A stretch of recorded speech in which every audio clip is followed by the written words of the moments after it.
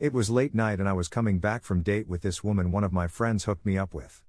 It was a bad date and she was really boring person to talk to. At the end I felt exhausted and could not wait for warm relief of my own home with my TV dinner and relaxing comedy that makes me feel at ease.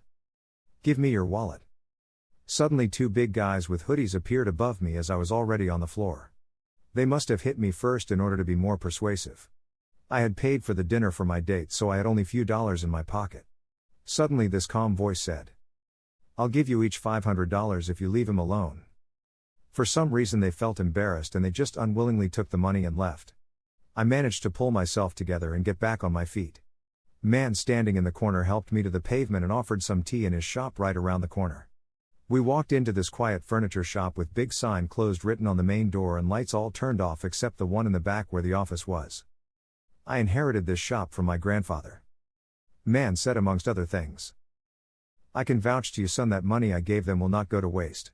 It has good energy in it and it might turn those boys around. I might have saved your life tonight so I ask you not to go to police and give them second chance."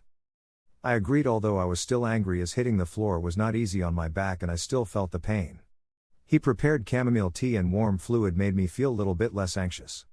Tea served in those old porcelain cups with a girl and a boy on swing motive. My grandmother had one of those. He started talking again.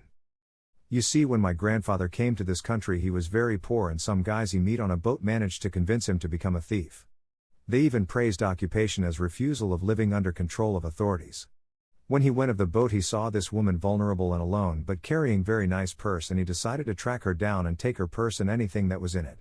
He tried to take it and his woman helplessly started crying for help. Old man came out of nowhere and gave him $100 and asked him to leave her alone. He felt embarrassment he never felt before. All covers were blown. He ran of the sight and cried for days thinking about what happened. Soon with money he opened the shop and business was almost immediately running so smoothly that money was practically begging to come in his pockets. To this day it runs very smoothly.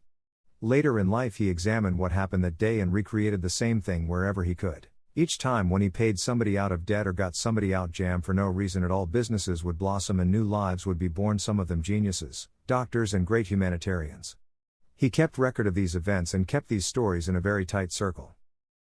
We spoke for a little while longer and as I went home I did feel strength I never had before.